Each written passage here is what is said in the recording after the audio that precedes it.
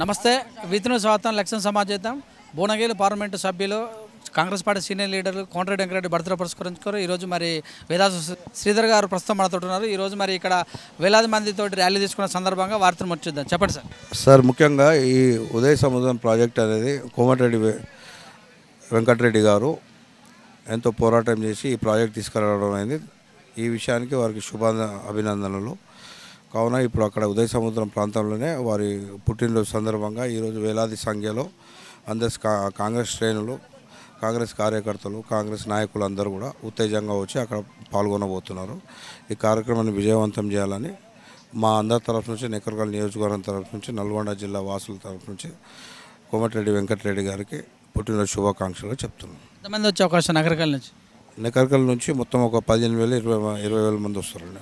ఏమేం చేస్తారు? బర్త్డే పురస్కరించుకొని కేకులు అవి ఇవి కాకుండా ఏమైనా స్వచ్ఛందంగా సార్ కేకులు అంత సంబరాలు పండుగలా ఉంటాయి. టపాసులు, ఈ క్రాకర్స్.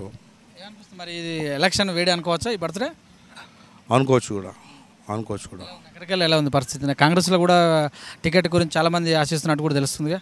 సరే, ఎంతమంది ఆశించినా హైకమాండ్ బట్టి ఒకరికే ఉంటుంది.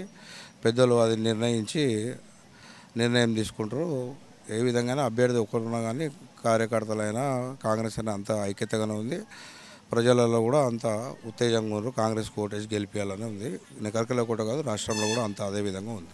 కర్ణాటక ఎఫెక్ట్ ఉంటుందా ఇక్కడ? 100% ఉంటుంది. ఎన్ని సీట్లు ఉమ్మడి నల్గొండలో 12 ఉన్నాయి కదా, ఎన్ని సీట్లు వచ్చే అవకాశం ఉండొచ్చు మీ సర్వే? ఆశ్చర్యం లేదు. 12కి 12 వచ్చినా ఆశ్చర్యం కూడా లేదు.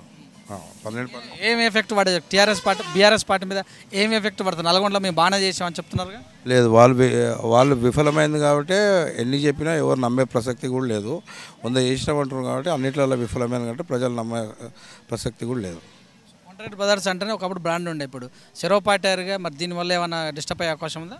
ఏం లేదు, అట్లేదు. అదంతా వాళ్ళ ఇంటర్నల్, అది వ్యక్తిగతము.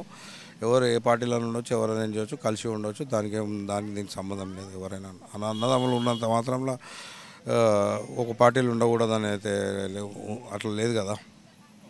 ఏం చెప్తారు ప్రజలకు ఏముంది, ఈరోజు ఈ కార్యక్రమాన్ని విజయవంతం చేయాలని కూడా అందరికీ కాంగ్రెస్ పార్టీ తరఫున నెక్కర్కల్ నుంచి కూడా మేము విజ్ఞప్తి చేసుకుంటాం.